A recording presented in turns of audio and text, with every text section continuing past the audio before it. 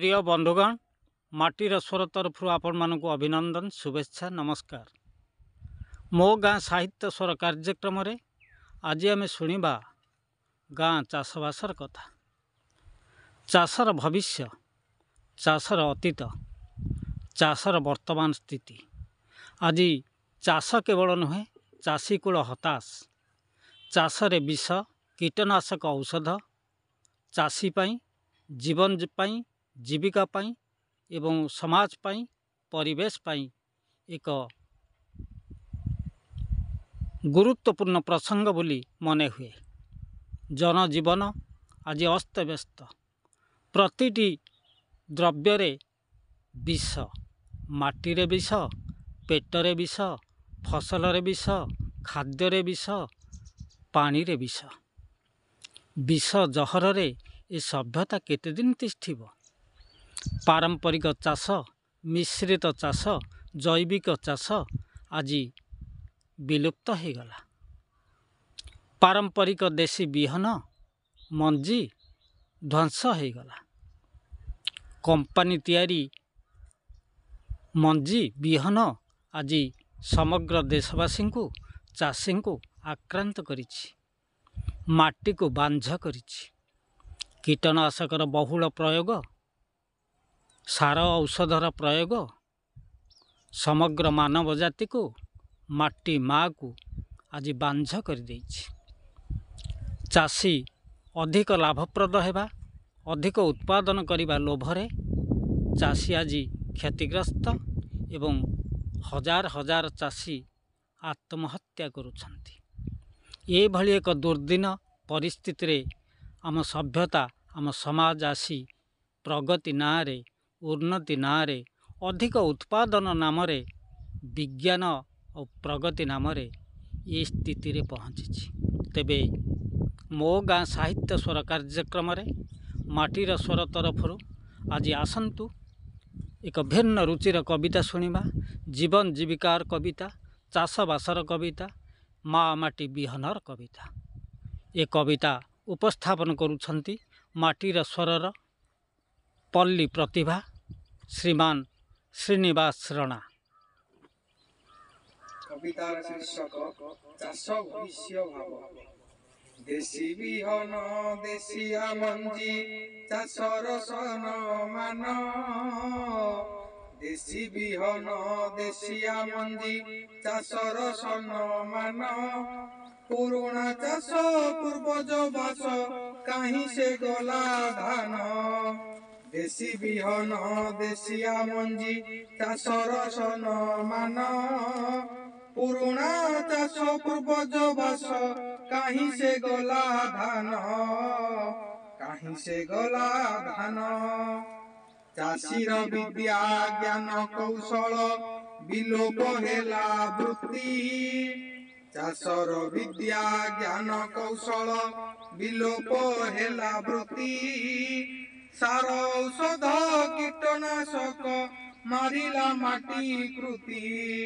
सार औषध कीटनाशक मारिला माटी कृति। मारिला माटी कृति। अल्प दिन रे अधिक आय अंटा को देला भांगी। अल्प दिन रे अधिक आय अंटा को देला भांगी। टंकार लोभ कंपानी जीभ। टंकार लोभ कंपानी जीभ चाषी को देला टांगी। चाषी को देला टांगी। विष जहर करी प्रचार चाषी को कल भ्रम। विष जहर करी प्रचार चाषी को कल भ्रम।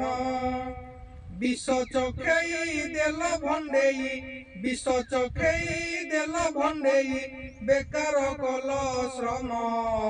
बेकार कल श्रम। देशी कांकड़ देशी काकुड़ी मुहे लगाई काली। देशी कांकड़ देशी काकुड़ी मुहे लगाई काली। करी प्रयोग कीटनाशक करी प्रयोग कीटनाशक जगत देल ଛାଡ଼ି ଜଗତ ଦେଲ ଜାଳି କମ୍ପାନୀ ହାତେ ବେପାରୀ ହିତେ ପୁଞ୍ଜିର ଏହି ସୂତ୍ର କମ୍ପାନୀ ହାତେ ବେପାରୀ ହିତେ ପୁଞ୍ଜିର ଏହି ସୂତ୍ର କରିଛି ହତ ଚାଷ ମହତ କରିଛି ହତ ଚାଷ ମହତ ଗୋବର ଖତ ମୂତ୍ର ଗୋବର ଖତ ମୂତ୍ର କାଇଁଚ ଫୁଲ ଗେହ୍ଲେଇ ଗେଟି ସୁନାର ଧାନ କେଣ୍ଡା କାଇଁଚ ଫୁଲ ଗେହ୍ଲେଇ ଗେଟି ସୁନାର ଧାନ କେଣ୍ଡା ମାଟିର ପାଗ ମାର ଭାବ ମାଟିର ପାଗ ମାର ଭାବ ଦାଦନେ ବନ୍ଦୀ ଭେଣ୍ଡା ଦାଦନେ ବନ୍ଦୀ ଭେଣ୍ଡା ଅଳ୍ପ ଜାଗାରେ ଲାଭ ପ୍ରବଳ ଦେଲ ଭଣ୍ଡେଇ କହି ଅଳ୍ପ ଜାଗାରେ ଲାଭ ପ୍ରବଳ ଦେଲ ଭଣ୍ଡେଇ କହି ମାଟି ବାଞ୍ଝକୁ ମଞ୍ଜି ବି ବାଞ୍ଝ ମାଟି ବାଞ୍ଝକୁ ମଞ୍ଜି ବି ବାଞ୍ଝ ଯିବି କେମିତି ସହି ଯିବି କେମିତି ସହି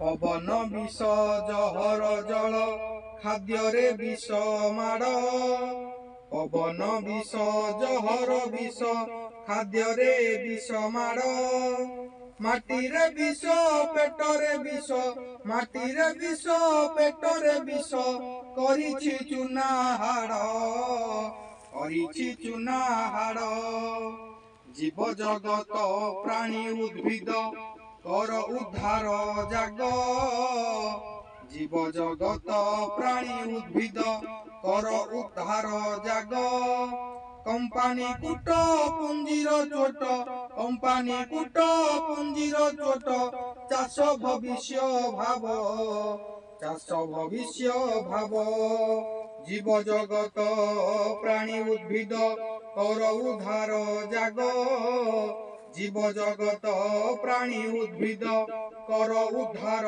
ଜାଗ କମ୍ପାନୀ କୁଟ ପୁଞ୍ଜିର ଚୋଟ କମ୍ପାନୀ କୁଟ ପୁଞ୍ଜିର ଚୋଟ ଚାଷ ଭବିଷ୍ୟ ଭାବ ଚାଷ ଭବିଷ୍ୟ ଭାବ ଚାଷ ଭବିଷ୍ୟ ଭାବ ବନ୍ଧୁଗଣ ଆପଣମାନେ ଶୁଣିଲେ ଏଥର ଚିନ୍ତା କରନ୍ତୁ ଏବଂ ଚାଷ ଭବିଷ୍ୟ କଥା ଭାବନ୍ତୁ ଭାବିବା ପାଇଁ ସମୟ ଖୁବ୍ କମ୍ ଅଛି ସଭ୍ୟତା ସମାଜ ଆଜି ବିଷରେ ଜର୍ଜରିତ ଶ୍ୱାସରେ ଜର୍ଜରିତ ରୋଗରେ ଜର୍ଜରିତ ବିଷ ଏକ ଖାଦ୍ୟ ଭାବେ ପରିଣତ ହୋଇଛି ତେଣୁ ଆସନ୍ତା ପିଢ଼ି ପାଇଁ ଚାଷର ଭବିଷ୍ୟତ ପାଇଁ ବିଚାର କରିବାର ବେଳ ଉପନୀତ ବିଚାର ଆପଣଙ୍କର ନିଷ୍ପତ୍ତି ଆପଣଙ୍କର ଆଜି ପାଇଁ ମୋ ଗାଁ ସାହିତ୍ୟ ସ୍ୱର କାର୍ଯ୍ୟକ୍ରମରେ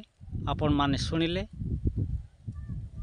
ଚାଷ ଆଉ ଚାଷୀର ବିଡ଼ମ୍ବନା ପୁଣି ଆମେ ଦେଖାହେବା ଆସନ୍ତା କାର୍ଯ୍ୟକ୍ରମରେ ମୋ ଗାଁ ସାହିତ୍ୟ ସ୍ୱରରେ ଆଜି ପାଇଁ ଏତିକି ନମସ୍କାର।